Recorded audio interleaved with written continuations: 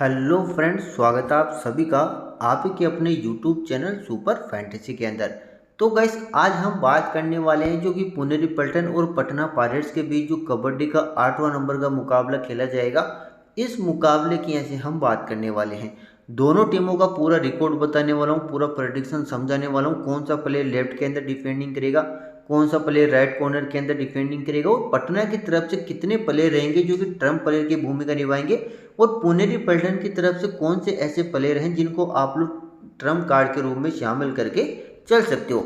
ये सभी बातें हैं जो मैं इस वीडियो के अंदर क्लियर करने वाला हूँ। बाकी कबड्डी के जो पिछले मुकाबले खेले गए हैं उन मुकाबलों के अंदर भी बहुत ही गजब की विनिंग करके आ रहा हूँ। आप लोग मेरे टेलीग्राम चैनल के ऊपर जाकर देख सकते हो मेरे भाई।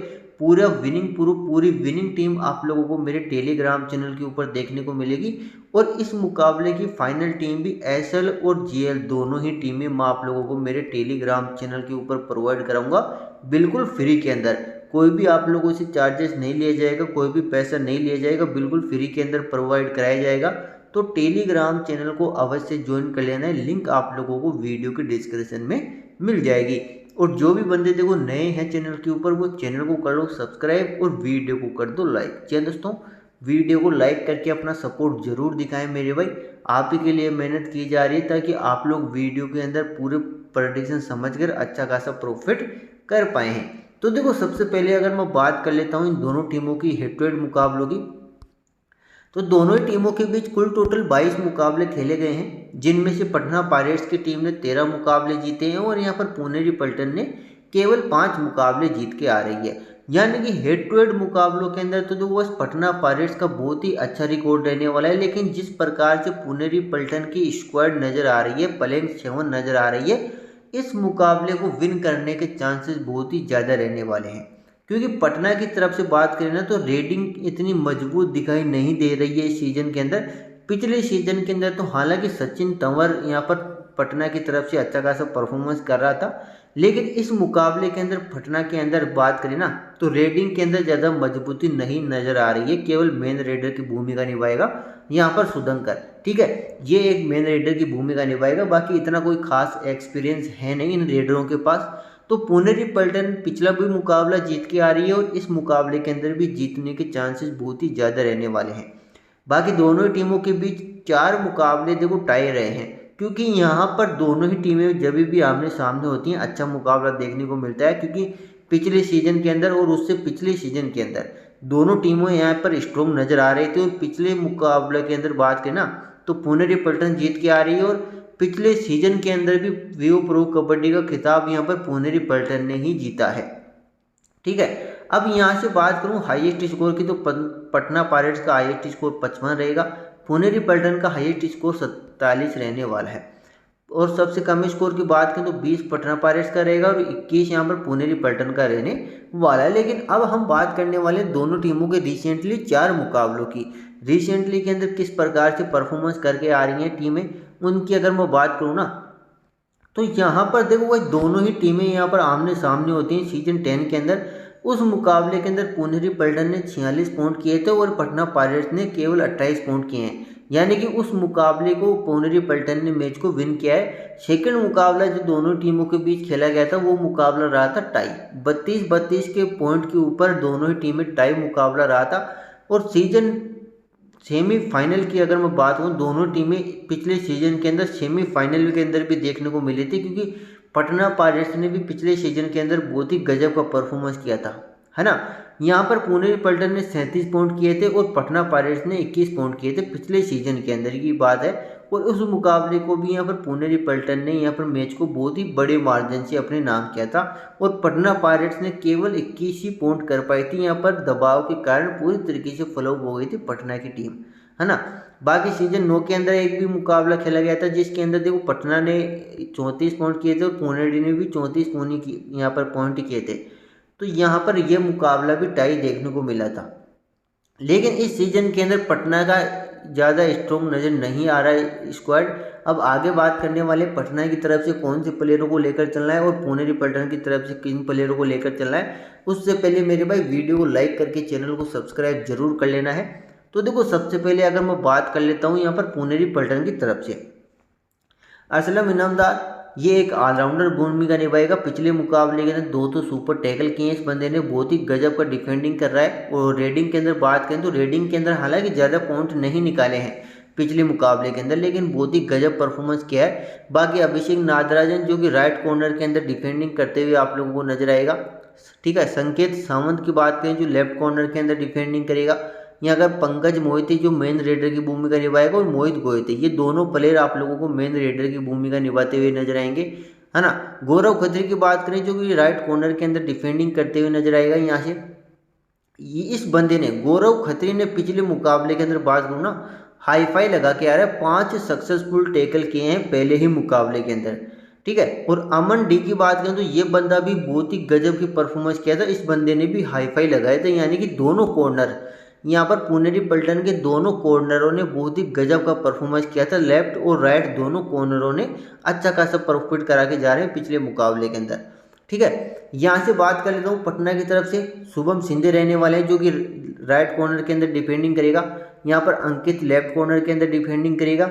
दीपक की बात करें तो दीपक राइट इनके अंदर डिफेंडिंग करेगा और सुधंकर जो एक ऑलराउंडर भूमिका निभाएगा, और यहाँ पर दीपक भी एक ऑलराउंडर भूमिका निभाने वाला है। ठीक है, तो यहाँ पर ये मिडिल ऑर्डर के यहाँ पर सेंटर के अंदर डिफेंडिंग करने वाले हैं। लेकिन यहाँ पर देखो एक बात कहूँ, दीपक जांगलान ये बंदा भी एक ऑलराउंडर भूमिका निभाता है। बाकी यहाँ से मेन रेडर की भूमिका निभाएगा सुधंकर रहेगा, संदीप रहने वाला है, ये दोनों मेन रेडर की भूमिका निभाएंगे।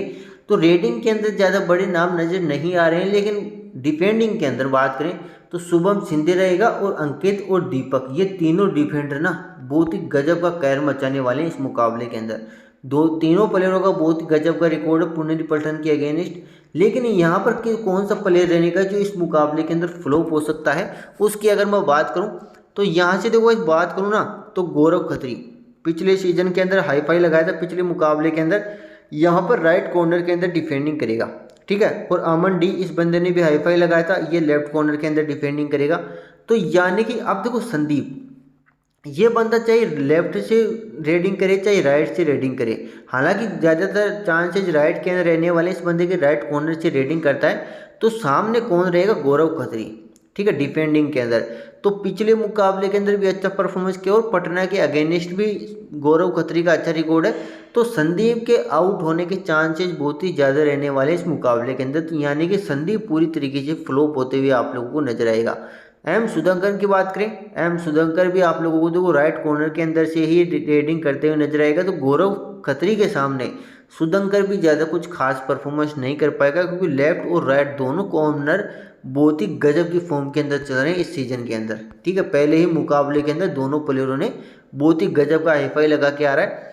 लेकिन यहाँ से बात करूँ मैं पुनेरी पल्टन की तरफ से किन प्लेयरों को अपनी टीम में रखूँगा, उसकी अगर मैं बात करूँ तो मेरी टीम में रहेगा असलम इनामदार। ठीक है, यहाँ से मैं अपनी टीम में रखूंगा, देखो भाई पंकज मोहिते को रखूंगा, और दोनों डिफेंडर मेरी टीम में रहेंगे लेफ्ट कॉर्नर और राइट कॉर्नर। ठीक है, गौरव खत्री को भी रखूंगा और अमन डी को भी मैं अपनी टीम में लेकर चलने वाला हूँ। यानी कि ये 4 प्लेयर मेरी टीम के अंदर पुनेरी पल्टन की तरफ से रहेंगे।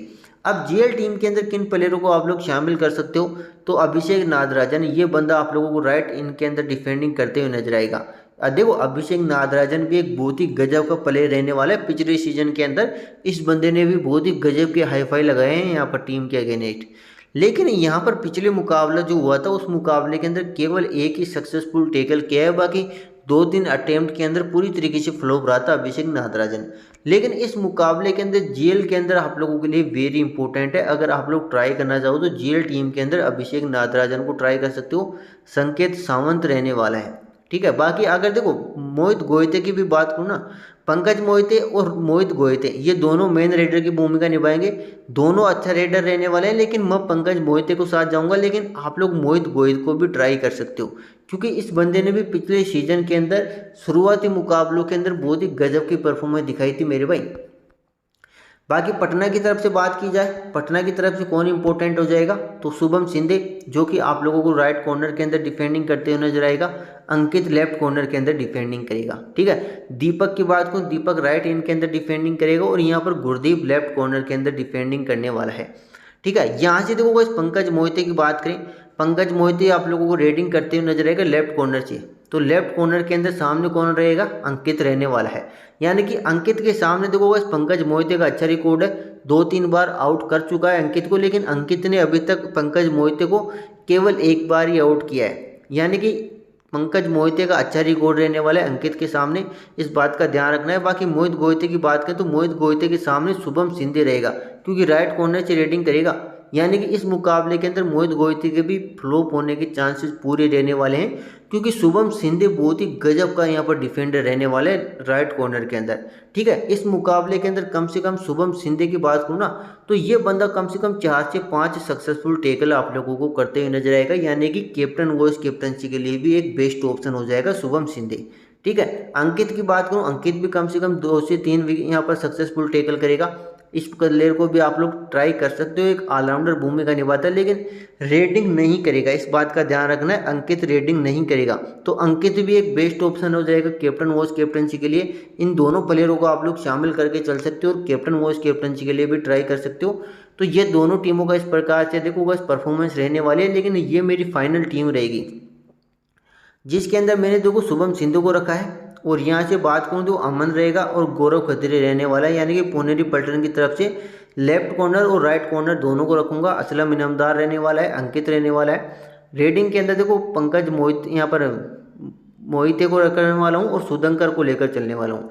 कैप्टनसी मैंने असलम इनामदार को दे रहा हूँ और अंकित को मैंने वॉइस कप्तानी की है। बाकी वॉइस कप्तानी के लिए शुभम शिंदे भी एक बेस्ट ऑप्शन हो जाएगा वॉइस कैप्टनसी के लिए, तो शुभम शिंदे को भी आप लोग वॉइस कप्तानी के लिए ट्राई करके चल सकते हो। अब ये मेरी फाइनल टीम नहीं है, फाइनल टीम टॉस होने के बाद आप लोगों को मेरे टेलीग्राम चैनल के ऊपर बिल्कुल फ्री के अंदर प्रोवाइड कराई जाएगी।